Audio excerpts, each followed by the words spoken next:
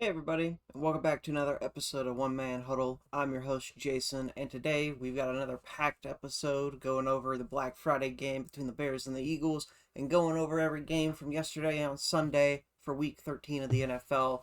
Talking about games with playoff implications. We're talking about other headlines around the league. We're talking about injuries. So why don't you say we go ahead and get into it? And we're going to start off with the injuries from yesterday. We're going to go through just a few of the bigger names from yesterday that popped up. The first being Justin Herbert, fractured a bone in his non-throwing hand during the Chargers game against the Raiders yesterday. He was temporarily replaced by Trey Lance, but he came back into the game to finish it out. Head coach Jim Harbaugh says he'll undergo a procedure on Monday. He is hoping not to have to miss any time following this procedure, though obviously his status for next week is up in the air as of now. Aaron Rodgers also left the game against the Bills after taking a hit that seemingly aggravated an existing wrist injury that he has been dealing with for the past couple of weeks. He was replaced by Mason Rudolph for a little bit. And then Daniel Jones continued to play, even though with a fibula injury, fractured fibula. Sauce Gardner, also for the Colts, suffered a calf strain, left the game, and I don't believe that he returned. Joey Bosa for the Bills could miss next week's game after leaving on Sunday. No, sorry, incorrect. Incorrect. Malik Collins for the Browns was carted off with a knee injury. So, not too many injuries this week, thankfully. Never like to see anybody get injured in the league. Like I said before, having all the starters play is what gives us the best football. Obviously, I want everybody to stay healthy and give us the best they have. Now, something a little bit different, there were multiple incidents yesterday that showed just how much drama the league can produce, and I got a few examples down that are making headlines right now. First being, Steelers quarterback Aaron Rodgers said after the game, when there's film sessions, everybody shows up, and when I check to a route, you run the right route. And that's coming behind or after a abysmal performance by the Steelers offense. Well, I'll get more into that when we get to that game, when we go over it. Another one from the Steelers, Cam Hayward says that Josh Allen purposely kneed him in the stomach after a play in the first half. The incident appeared to happen with less than 6 minutes left in the first half, as Hayward tried to get up after tackling Josh Allen on a short run. Hayward said, I was ticked off the entire game because as a quarterback, they're protected, but I'm not. It just pisses me off. He even said, I had to do something to get you off of me, talking about Josh Allen talking to him after supposedly kneeing him in the stomach. So we'll see if the NFL looks into any of that. If they do, I'll follow up on another episode.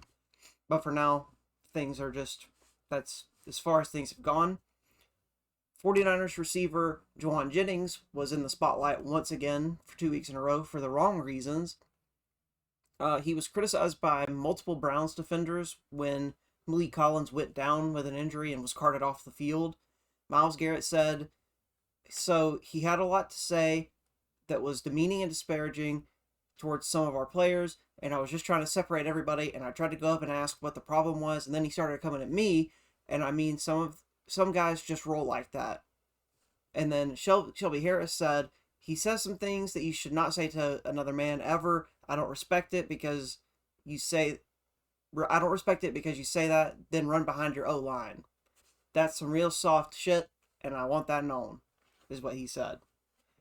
And then the last one, which is potentially the craziest one, if this is all true, Titans running back Julius Chestnut says Jaguars punter Logan Cook threatened to kill him, saying, I was just trying to play hard, and he came up to me and said he was going to kill me, so I don't know what made him do that.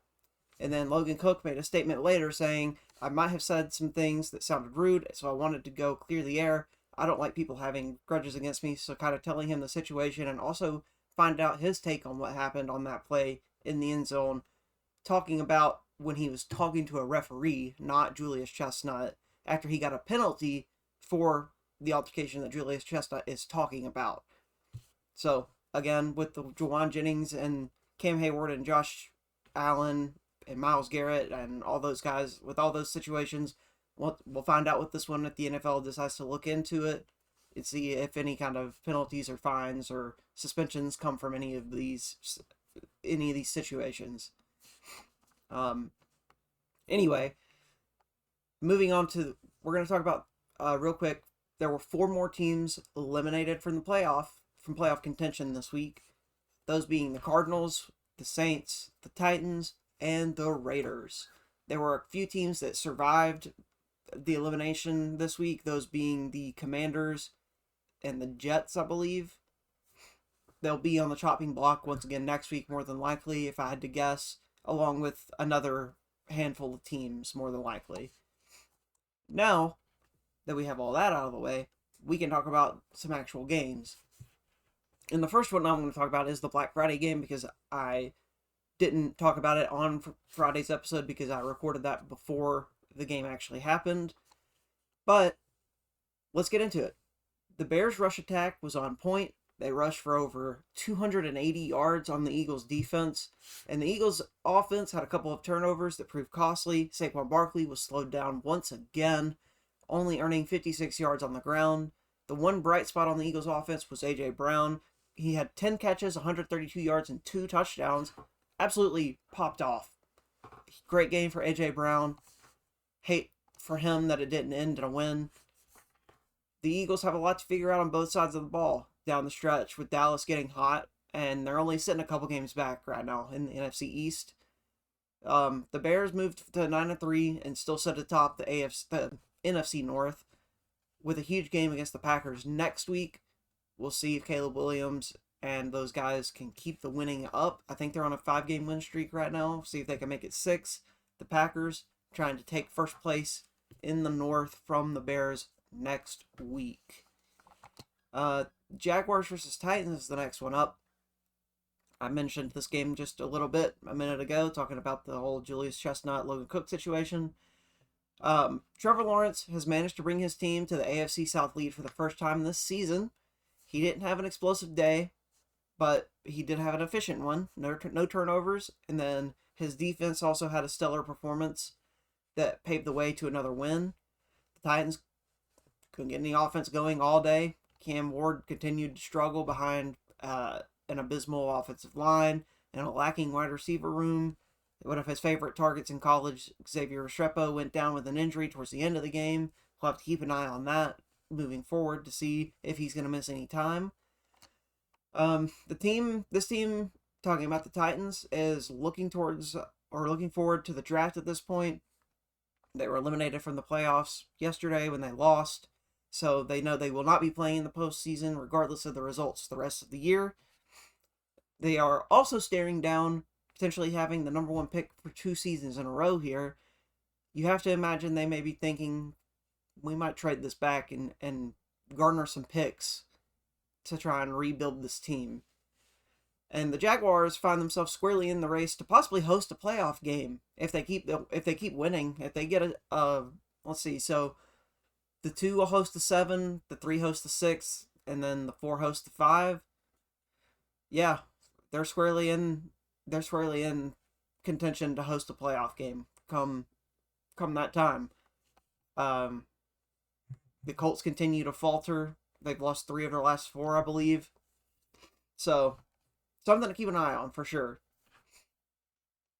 We're going to move on to the 49ers versus the Browns. Don't have quite as long of a synopsis for this one. The 49ers continue to look good against one of the best defenses in the league. They game planned around Myles Garrett and were able to get out front early and not look back. Myles Garrett only had 1 sack yesterday. He's done so well this season that his betting line has moved from 0.5 sacks to 1.5 sacks for this game. And the 49ers clearly game planned around him to keep him from being a complete game wrecker. The Browns offense was slowed by 2 fumbles and a little bit of inconsistency in the wide receiver room. The 49ers defense did its best to slow down Quinshon Judkins and Shedeur Sanders, only allowing 8 points. 49ers moved to second in the division behind the Rams, coming off the Rams also losing yesterday. So the NFC West is very, very close between 3 of the 4 teams in that division. Next one up, big game yesterday, Texans versus the Colts. Big playoff implications. I think it's getting close to time to sound the alarm in Indianapolis. They've now dropped from 1st to 5th in the AFC playoff standings in the last 2 weeks. The Texans have done enough to... They're in the AFC South playoff race as well with the Jaguars. They were able to do just enough to hang on to win the game yesterday with huge playoff implications, like I said a second ago. C.J. Stroud was able to shake off a first half interception and take advantage of Sauce Gardner being out for most of the game. It was a close game the whole way. Neither team at any point looked like they were going to be dominant. The yards and everything were fairly close, if I'm not mistaken, and really could have gone either way, depending on, if one team got a big play. Like if the Colts got a big play and went down and scored on, a breakaway touchdown, this game completely flips and the Colts win the game, and I'm not saying maybe it's close to time to sound the alarm. But that is not what happened. The Texans were able to have their stout defense step up. Their offense did just enough to get them out in front. And, the Texans will look to continue their playoff push next week in a huge, huge Sunday Night Football matchup against the Chiefs. A win against the Chiefs essentially knocks the Chiefs out of the playoffs this year, I believe, because they'll lose the tiebreaker to every team ahead of them in the standings, and they're already out. So, anyway, Saints versus the Dolphins. Once again, not a whole lot to say about this game. It was another close one. Tyler Shuck flat out just outplayed Tua. I'll say that. The Dolphins' run game, I think, is what helped them win behind Devon Achane. He exploded once again for over 100 yards, I'm pretty sure. Both teams were almost dead even in total yards and third down conversion attempts and conversions. The difference was turning a field goal into a touchdown for the Dolphins. They fought to keep their season alive. They are 4-8. They are one loss away from being out of this season. Anyway, we're gonna move on to another game because that one just was uninspiring. Cardinals versus Bucks. Turnovers are the name of the game here and are to blame for yet another Cardinals loss. This loss wound up being the one that knocked them out of playoff contention, like I mentioned earlier. Brissett played another good game. He just eclipsed 300 passing yards again, but an interception and a lost fumble by Bam Knight proved costly in this game. Baker Mayfield played through his AC joint sprain and struggled to keep the offense consistent. I'll say that much. They obviously scored enough to win the game, but they were inconsistent at times.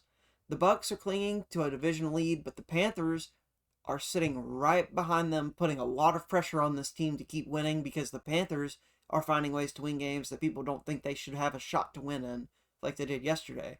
The Cardinals, I think, start having discussions about what you're doing with Kyler Murray after this season, because your season this year is over, essentially, not making the playoffs. So, something to keep an eye on in the offseason with Kyler Murray. And speaking of the Panthers, that's the next game up. Rams versus Panthers. Matthew Stafford's incredible streak of touchdowns with no interceptions is finally over. He struggled in the first quarter, throwing 2 interceptions in the first quarter. The Panthers defense was able to keep the Rams to just 7 points in the second half, which was enough to give the offense a shot to win this game. Bryce Young played an incredibly efficient game, going 15 of 20 with 3 touchdowns and no picks. He had a game-winning throw to no one other than Ted McMillan with about 6.5 minutes to go in the game, and the defense stepped up and didn't let the Rams go down and even get into field goal range to tie the game to take it to overtime. Devontae Adams did what he does, got in the end zone twice yesterday. I said it, if you're a betting person, bet an anytime touchdown on Devontae Adams. He got 2 of them. The Rams fall to number 2 in the NFC, behind the Bears. I'm pretty sure. I'm gonna pull that up real quick. But yeah, the Rams losing that game drops them to number 2 in the NFC. Yes, it does drop them. They do drop to number 2 behind the Bears. The Bears are currently the number 1 seed in the NFC, which is something that I didn't think I would say this far into the season ever. So, congratulations to the Bears on having a great season so far. Speaking of the NFC, another team that's been very good this year that a lot of people, including me, think have a path to the NFC Championship setting in front of them. Vikings versus the Seahawks. Not talking about the Vikings, talking about the Seahawks here. But this game was not won by offense. This game was won by Seattle's defense stepping up to the plate, and they absolutely delivered with 5 total turnovers and a defensive touchdown to go with it. The Seahawks offense actually struggled in this game bad. JSN was held to 2 catches for 23 yards, and the run game averaged less than 4 yards per attempt. The Vikings were without J.J. McCarthy. I think I forgot to mention that when I did my picks on Friday. Apologies for that.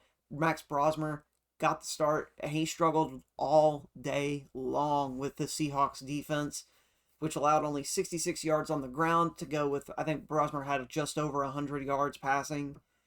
So the Seahawks sit at 9-3, but they do sit at 3rd in their division right now. They can still win the division. It's still very much up for grabs, but they need the cards to fall their way and continue winning down the stretch. I think at minimum, they're in the wild card at, they're currently sitting at number 5. Oh, my apologies. They are number 2 in their division right now, not number 3, just because the Seahawks have played one less game than the 49ers have at this point. So the 49ers are 9-4, Seahawks are 9-3. Doesn't matter. Rams are 9-3 and win based on head-to-head right now over the Seahawks. So Rams still first in the division, Seahawks second, 49ers third. All 3 of those teams still have a shot to win it. And let's move on to the next game, which is the Bills versus the Steelers. Mentioned this game earlier as well, talking about all the drama happening. The winner of this game was James Cook. It was not the Bills or the Steelers, who went for 144 yards on the ground, along with being the leading receiver with only 33 yards on 3 catches. Josh Allen continues to struggle with limited wide receiver help, and I don't know. I kind of feel like he's just having problems reading defenses recently. I covered earlier that what Aaron Rodgers thought of the game, thought of his receivers. He counted for 117 yards in the air. Steelers offense, probably their worst game this season to date. Which even the fans were booing like crazy in that game. They dropped to 6-6. They've lost 5 of their last 7, and I think that's where a lot of frustration comes in for the fans. Is this team started out the season so good, and now they've lost 5 of their last 7, and they sit at 6-6, and the fans can sniff from miles away this 9-8 season that they're going to end up with at the end to get into either a wild card or potentially win the division. Baltimore currently sits in first place with this loss for the Steelers. So the Bills are still trying to chase down the Patriots for the AFC East, but as the season has progressed, it's looking less and less likely. Tonight, obviously, the Bills are rooting for the Giants to get a huge upset on the Patriots. We'll see what happens with that game tonight, and we'll talk about it on Wednesday in the next episode. Anyway, we're going to move on to the Raiders versus the Chargers. Outside of the one interception Justin Herbert had, he played a very nice game, and the Chargers defense shut down the Raiders run game, holding them to 31 yards as a full team on the ground. And then obviously they were able to disrupt Geno Smith because the Raiders offensive line just cannot protect him.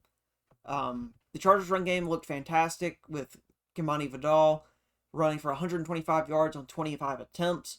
The biggest difference was the 3rd and 4th down conversions for these teams. The Raiders were combined 20%, compared to the Chargers being at 67% on their conversions in this game. The Chargers continue to hold a wild card spot for now and are still within striking distance if the Broncos falter in the division down the stretch. I think they sit 2 games back right now. So we'll see how the Chargers play this at the end here. And keep an eye on the Broncos. And then speaking of the Broncos, that brings us to our final game, which is Sunday Night Football. The Broncos defense came in clutch once again, this time on a 2-point conversion attempt in overtime. The Commanders went for the win instead of going for the tie and giving the Broncos the ball back with like 3 minutes left in overtime. Nick Bonito got the game-winning pass deflection on what would have easily been a successful conversion had he not been in that position. He was able to jump up and swat the ball down. The Commanders had a receiver wide open that Mariota threw to. So, great job by the Denver defense. The Broncos offense actually looked decent, with Bo Nix throwing for over 300 yards, and RJ Harvey came to life at the end of the game. Evan Ingram had a good game as well, finally becoming the Joker that Sean Payton was looking for. The Commanders didn't go down without a fight, though. Obviously, this game went to overtime and came down to a 2-point conversion at the end. Marcus Mariota fought hard to bring this team back to tie it and take it to overtime at the end with like an 18-play drive at the end of the game. He passed for 294, ran for 55 more.